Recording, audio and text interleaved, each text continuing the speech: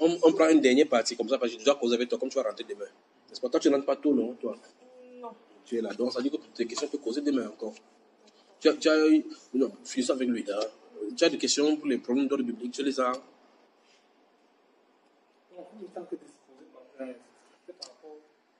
Attends, à l'appel.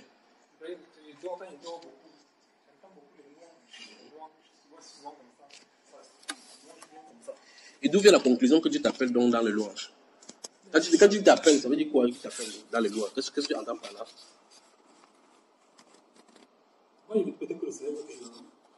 Il a dit ça dans la Bible, que tout ce qui respire loue à l'éternel. Il a dit dans les Écritures que tout ce qui respire loue l'éternel. Donc, comme tu respires la loue-le. Ou bien tu veux qu'il dise, il a dit que tu sors d'un CD. Quand tu es au ministère des chantres.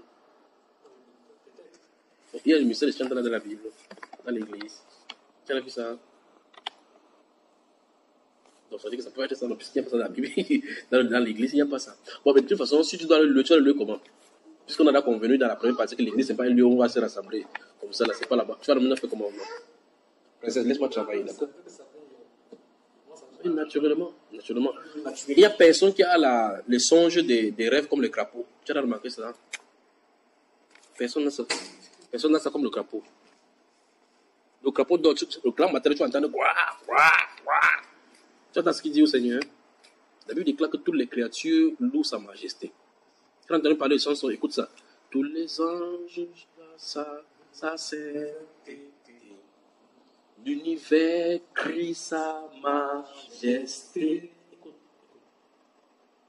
Voilà. Donc tu vois qu'en réalité, l'univers crie. Même puisqu'il a dit que même si on ne loue pas, les pieds peuvent le louer, pas vrai? Quand tu entends les ondes des eaux, ça ne fait pas seulement le bruit. Ça parle, ça chante la gloire de l'agneau. Donc, je crois que comme je l'ai dit pour son cas, il faut rester tranquille, demande au Seigneur. Quand ça vient pour louer, si ça vient, chante pour lui, fais ce qu'il lui a fait. D'accord? Parce que ça ne sera pas constant. Ça ne sera pas constant. Donc, s'il y a des questions, si les questions sont d'ordre personnel, parce qu'on va aborder ces questionnements-là maintenant. Mais avant qu'on aborde les questions d'ordre personnel, je vais vous dire certaines choses dans les Saintes Écritures. Ça ne pas fait autrement. En les disant, il veut dire avec des assistants. Emmanuel, là, viens t'asseoir ici, sur la chaise ici. Je vais vous dire des choses concernant les Saintes Écritures et que je dis chaque fois. Parce que mon épouse est occupée, parce que quand il raconte les histoires, il ne sait pas bien raconter, c'est elle qui donne les détails. La Bible déclare qu'il y avait un homme dans les Saintes Écritures, sur le livre des Luc, mais quand il va raconter, tu vas savoir. Cet homme-là se trouve principalement dans le livre des... Si vous prenez le livre de Marc au chapitre 10, ça se trouve là-bas, et ça se trouve dans le livre de Luc particulièrement. C'est un homme riche qui est devenu à Jésus. Maître, que faut-il faire pour avoir la vie éternelle? Vous connaissez ça, n'est-ce pas? Un homme riche qui est venu voir Jésus. Il demande que faut-il faire? Qu'est-ce qu'un être humain doit faire pour avoir la vie éternelle? S'il y a une question qu'un être humain doit poser sur la terre, c'est vraiment la question là.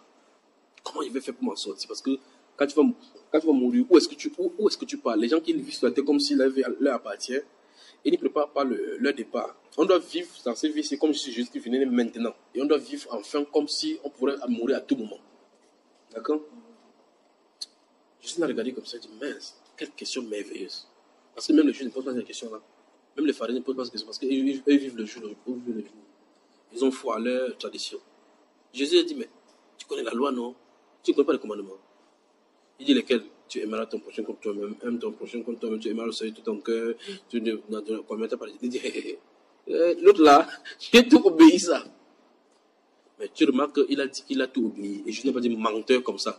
Comment sa tête? Tu as obéi où? Jésus l'a regardé, la Bible déclare dans lui les nuits. Jésus l'aimant. Tu vois cela? Donc, la Bible déclare donc, c'est cet homme-ci qui a créé le problème aux riches. C'est le monsieur-ci qui a créé le problème. Je crois que les riches doivent l'arrêter pour dire que c'est toi qui nous as créé le problème. Parce que c'est à cause de lui. Alors donc, la Bible déclare, parlant de cet événement-ci, il a demandé à Jésus que faut-il encore? Que fait tout ça dans ma jeunesse? Que me manque-t-il encore? Par sa parole, lui-même, il savait que malgré qu'il ait fait ça, il n'a pas la vie. Puis, sinon, il ne poserait pas la question. Parce que s'il fallait observer les commandements pour avoir la vie, Jésus ne serait pas venu. Il essaierait que les gens observent ça, il a la vie. Parce que observer les commandements ne donne pas la vie éternelle. Comprends, mon cher? Ils sont dans la vie à un point. Chaque fois qu'il prend une histoire, il de raconter, regardez, essayez de chercher le fil sur lequel je suis en train de parler. Le monsieur a posé la question à Jésus, qu'il faut-il encore faire? Jésus l'a regardé comme ça. Va. C'est lui qui a encore demandé ce qu'il faut faire. Jésus a dit, va, vends tout ce que tu possèdes. Donne-le en aumône aux pauvres. Quand tu te seras séparé, viens et suis-moi. La gaieté, juste que depuis les babouches comme ça, dit que le type, s'il est normal. La dernière fois, j'ai entendu qu'il a dit qu'il n'a pas là où on met la tête. Et Jésus a dit, suis-moi. Pourtant, celui-ci, il a dit à celui-ci que, suis-moi. Donc, le gars comprend que j'ai mon palais. J'ai mes édifices là-bas. Et celui-ci me dit, il vend tout ça, il partage, il veut le suivre. Il avait dit toujours que les oiseaux ont les nids, il n'y a pas où mettre la tête. Donc, ça veut dire qu'il va dormir sur là où il dort avec lui. Il dort sous le pont, il dort avec lui, monte sur la montagne, moi d'avenir. Il dit, tu as bien parlé, tu comprends, non, tu es en bon voyage. Il s'est tourné de la fouille, il parlait. Pendant qu'il partait, juste qu'il le regardait comme ça, il a dit que ce serait difficile à un homme riche d'entrer dans le royaume, à un chameau, de traverser pas le trou d'une aiguille. Lui, il marque, la Bible déclare que les disciples ont été surpris que, mais, c'est très grave, hein. Restons sur le questionnement de ces messieurs-ci. Qu'est-ce qui s'est passé? Il est venu demander la volonté de Dieu pour sa vie. Il est venu demander la volonté de Dieu pour sa vie. Il a eu la réponse à cette volonté. Il est passé outre. 3 choses. Il est venu demander la volonté de Dieu pour sa vie. Il a eu la réponse à cette volonté. Il est passé outre. Donc, là, on a un problème. À quoi bon de servir, de chercher la volonté de Dieu? Tu la connais. Tu connais cette volonté-là. On te donne la réponse que voici. Tu dis, ouais, pour aller à Douala, on passe par comment? On te dit que c'est pas si tu te sors ici, tu tombes là, tu vas comme ça. Tu veux sortir là-bas, tu regardes en haut, tu dis non, en haut ne me plaît pas, tu m'as descendu. Tu vas d'abord Yaoundé là. Alors tu vois comment tu vas aller en consommation parce que tu te dis, mais le camion est fini, tu vas comme ça aller jusqu'à, tu vois. Donc, ça ne sert à rien de poser. Supposons que tu passes là-bas à Yassa pour aller à Yaoundé. Tu vois la plaque qui non, Yaoundé pas comme ça. Tu dis non, la plaque, elle manque, ne passe pas comme ça. La plaque est là pour donner la direction. Tu vois cela. Quand tu vois, tu dois là, tu vois, quand tu roules, ça finit par, tu vois un peu la plaque, on dit aider à 6. Tu connais moins que on est déjà aidé à, pas vrai? La plaque indique la direction. Et donc, si tu vois une plaque, ou bien si tu as le map, la carte, tu es dans une forêt, que tu t'es garé, comme les forêts sont souvent grandes, c'est comme ça indiquer que le nord, c'est la piste qui mène à tel endroit. Tu dis que tu connais, tu fermes la carte, tu pars, tu vas pas arriver. Qu'est-ce que je voulais dire? C'est une chose terrible que de sonder la volonté de Dieu, de connaître la volonté, de ne pas faire ce que la volonté nous dit. Quand tu connais. Dans le chapitre 12 de Luc, verset 45 à 47, la Bible déclare que celui qui, ayant connu la volonté de son maître, ne s'est pas préparé en conséquence, sera battu d'un plus grand nombre de coups. Mais celui qui, ne l'ayant pas connu, a commis des fautes qui sont dignes de châtiment, sera quand même châtié. Donc que tu connais, que tu ne connais pas, il y a la punition. Le problème, c'est si tu connais, c'est encore très grave. C'est-à-dire que si tu connais, avant de ne pas t'exercer en conséquence, de ne pas te préparer en conséquence, c'est là où c'est grave. Maintenant, si tu ne connais pas, parce que en tout cas, de toute façon, si tu vois le feu, si tu dis qu'il n'y a pas le feu, tu mets le main, ça sera quand même brûlé. Tu vois l'acide, tu vois quelque chose, tu dis, parce qu'il y a l'acide qui est transparent comme ceci. Tu prends, tu bois, tu dis, ah, je ne sais pas que c'était l'acide qui était dedans. Comme tu ne sais pas que c'était l'acide, ça ne va pas quand même brûler tes intestins. Ça va te brûler, n'est-ce pas? Ok. Donc, voilà les bases qu'il voulait mettre. Plusieurs personnes sont déjà venues me contacter pour connaître la volonté de Dieu. Ce qui fait que très souvent, je ne parle désormais en parabole. J'ai même dit à mon épouse que je ne parlerai plus. Princesse, s'il te plaît, va m'appeler maman, va dire que pas l'appel, qu'elle vienne. Merci beaucoup. Tu as bien dormi aujourd'hui? Merci.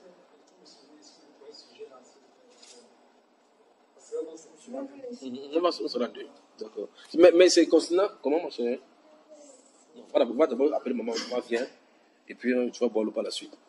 C'est pour cela que je parle de ces choses. J'avais dit à mon épouse que je l'ai fait. J'avais dit à mon épouse que je n'ai pas cela. J'avais dit à mon épouse que je n'ai... Oui, on a coupé la lumière. Va appeler maman chérie. D'accord?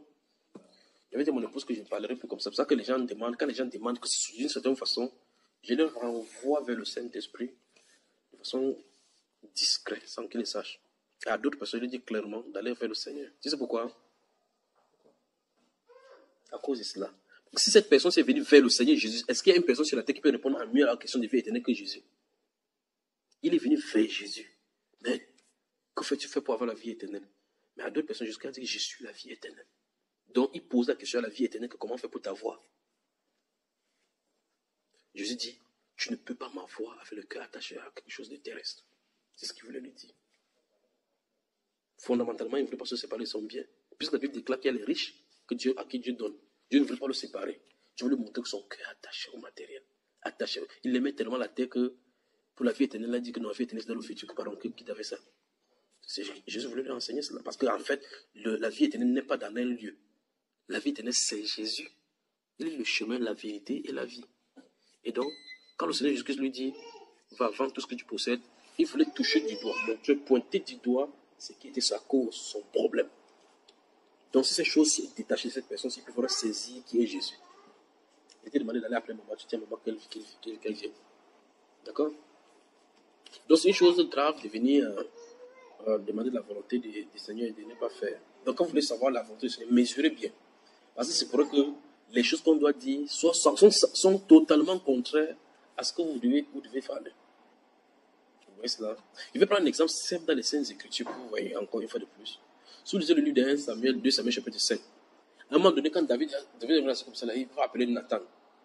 Il dit que depuis je suis dans la maison, l'âge de Dieu n'est pas quelque part. Depuis que tu es sorti de l'Égypte, il est sous la tente.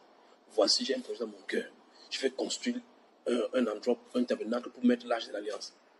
Le prophète l'a regardé et a dit en tout cas, tu es l'homme selon le cœur de Dieu. Ce que tu as fait faire Dieu avec toi. La nuit, Dieu a dit à Nathan que va dire à mon serviteur David, c'est pas à toi qu'à lui bâtir la maison. Tu as vu cela? C'est un fils qui est dehors parce que tu as versé du sang.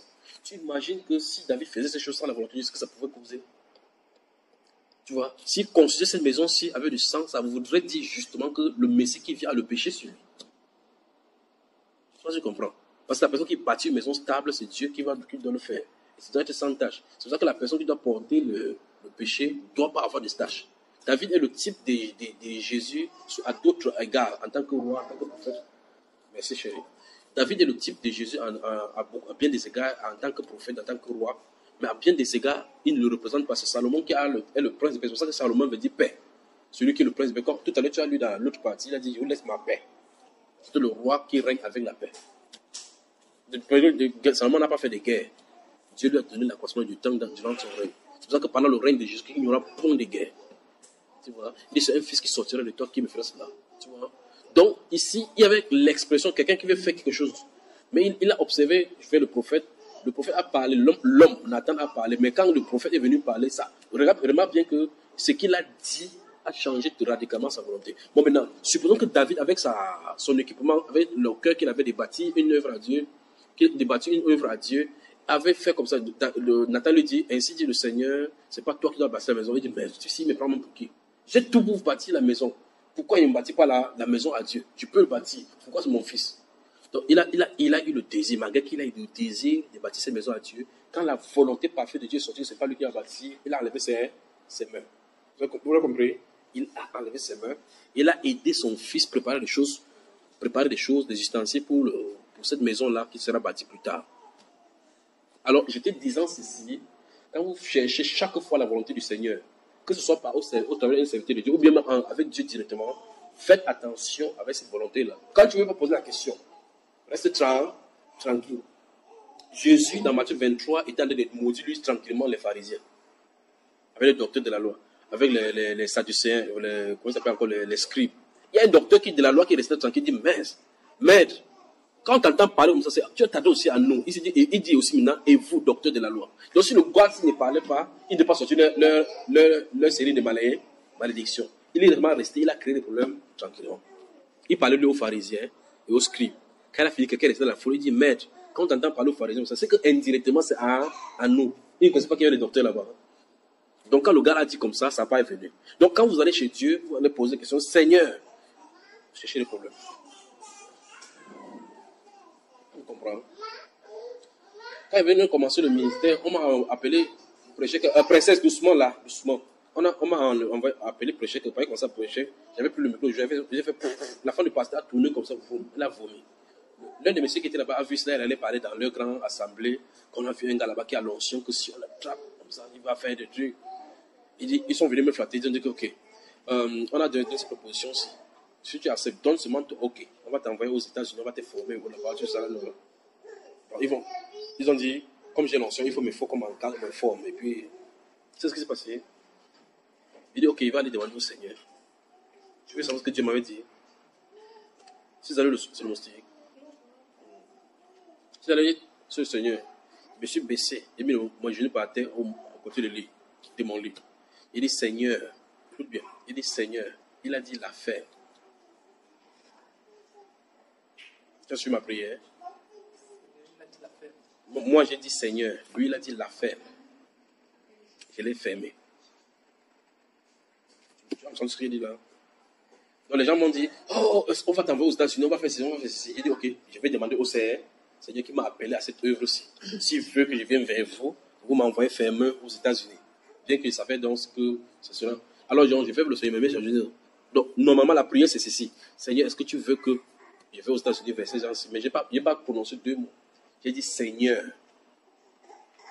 Donc, quand il dit Seigneur, il a dit la ferme. Je l'ai fermé. Tais-toi. Tu rien. Je n'ai plus jamais parlé de cette affaire-là avec le Seigneur. Comme il a dit la ferme, j'ai fermé. Je lui ai dit, je suis allé vers Dieu moi-même pour connaître sa volonté, si oui ou non il veut qu'il vienne aux États-Unis. Puisque les gens ont dit que c'est ton OK qu'on attend. Tu me donnes autre OK, on fait le papier, tu pars aux États-Unis. Bon, maintenant, supposons que la femme me dit, la ferme. Puis il dit, non, ça c'est pas Dieu qui me parle. J'ai chassé fort au nom de Jésus. Ça veut dire que je suis en attendant la voix qui va dire, vas-y. Pas vrai? C'est ça, non? Je m'entêterai parce que je lui ai demandé, est-ce que je dois aller? S'il dit non, la ferme. Il dit, OK. Les États-Unis. Oh, les États-Unis, je serai un grand pasteur. Je serai, et je partirai. Là, je marcherai dans d'autres volontés. Il ne sera pas là. J'ai toujours voulu la volonté de Dieu. Si ce n'est pas sa volonté, c'est comme ça. Donc, je recommence. Si vous voulez, dans votre vie spirituelle, être à l'aise, vous voulez consulter Dieu, avant de consulter Dieu, pensez à ceci. Seigneur, est-ce ta volonté qu'il fait à tel endroit? Est-ce ta volonté? Sache que ça peut ne pas être ça. Parce que c'est une possibilité. Parce que c'est pour ça que tu veux me poser la question. Quand tu poses une question sur Alpha, tu dis Seigneur, est-ce que ta volonté c'est que je fais comme ça, il fait comme ça, il fait comme ça? Il dit non. Il ne faut pas te fâcher. Parce que si tu dis que, s'il te plaît, est-ce que tu peux m'aider à porter l'eau? Je dis non. Tu n'as pas le droit de te fâcher parce que tu m'as demandé une aide. Est-ce que tu comprends? Je suis. Souvent, quand il dit ma femme, c'est pour ça qu'elle dit souvent. Souvent, quand il me demande parce qu'il veut le faire comprendre ces différents aspects des choses. Il dit, chérie, est-ce que tu peux m'arrêter l'enfant? Il dit non. Il dit, ah bon, non. Il dit, mais tu m'as demandé, est-ce que je peux arrêter l'enfant, porter l'enfant? Je vais comprendre les questions et les réponses et les conséquences. Est-ce que tu peux m'aider à porter l'enfant? C'est une interrogation directe. Soit c'est oui, soit c'est non. Donc, aucune des réponses ne doit fâcher. Mais c'est moi qui dois donner mon OK. Non. Et il fait comme ça, petit, tu vois. Non. Il dit, ah bon, il porte l'enfant, ma mère me fait des mal. Donc, vous voyez, effectivement, c'est un exemple que je viens de prendre. Vous voyez, effectivement, que si je dis non, si elle est fâchée, il y a un problème. Ça veut dire que normalement, si je veux, si on se parle dans le contexte, si on est raconté avec ma femme, si on la prend, met ici, et que pour que la réponse ne fâche pas, il devait dire, s'il te plaît, que prends-moi l'enfant ici. Prends-moi l'enfant ici. Donc là, il se prend une aide. Elle me demande de prendre l'enfant. Donc, si tu veux poser une question au Seigneur, et que tu veux seulement faire que ça soit ton idée qui veut, dis que Seigneur, je suis venu t'informer que je m'en vais à Yaoundé. Donc, garde-moi comme je suis de partir. Hein, mon cher? Donc, dans ces cas, tu dis, parce que supposons, il y a des gens qui, à un moment donné de leur vie, commencent à sentir que, ouais, je ne sais pas s'il faut qu'ils aillent me localiser dans une zone bien précise. Ou bien encore, des personnes qui ont des problèmes dans leurs emplois et ils sont dubitatifs par rapport à tel ou tel emploi. Maintenant, tu dis, Seigneur, est-ce que je dois aller là? Nous sommes dans la Douala maintenant. Il y a plusieurs villes au Cameroun où tu peux aller te localiser, et peut-être même hors de la ville. Tu dis, Seigneur, je te donne les 3 villes-ci. La ville que tu vas choisir, bon, il y a combien de villes au Cameroun? Quelle est la probabilité parmi les 3 villes que tu as désignées toi-même là? Qui est son choix dedans? C'est pas que tu comprends le problème. Alors, donc, quand vous voulez la volonté, c'est pas propre seulement pour vous. Quand vous voulez savoir prier Dieu, et là, c'est même pas la prière, c'est aller attaquer Dieu. Si tu ne veux pas que Dieu passe dans tes affaires, dis Seigneur, je suis ton enfant, laisse mes affaires tranquilles. Tu es Seigneur de tous, sauf mes affaires. Je fais mes affaires à ma tête. Tu dis comme ça. Il dit ok, il a te demandé. Si ça grave devant, il ne dit pas Dieu, tu es où? Il va te dire qu'il ne t'avait pas envoyé là-bas. Alors, il faut qu'on le considère comme le souverain. Si on le considère comme tel, il a droit de vie et de mort sur nous. Il règle nos souffles comme il veut. Il peut nous faire ce qu'il veut, comme il veut. Et personne ne dira pourquoi fais-tu ainsi. Et donc, si le Seigneur dit donc que non, par rapport à ce que nous prions pour lui demander sa volonté, ça ne devrait pas nous irriter. Si ça nous irrite, ça suppose que nous venions en réalité imposer notre volonté à Dieu. Tu suis ça? On devrait être content de ce que Dieu donne la volonté. Donne une direction par rapport à sa volonté.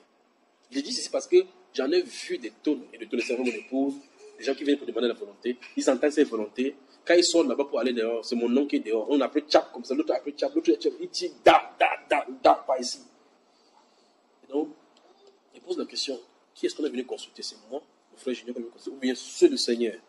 Si c'est moi où demander mon avis, il ne donne pas mon avis sur quelque chose qui concerne les choses spirituelles. Mon avis, il ne donne pas mon avis sur ce qui concerne les choses spirituelles. Si je donne un conseil, ce conseil doit venir du Saint-Esprit.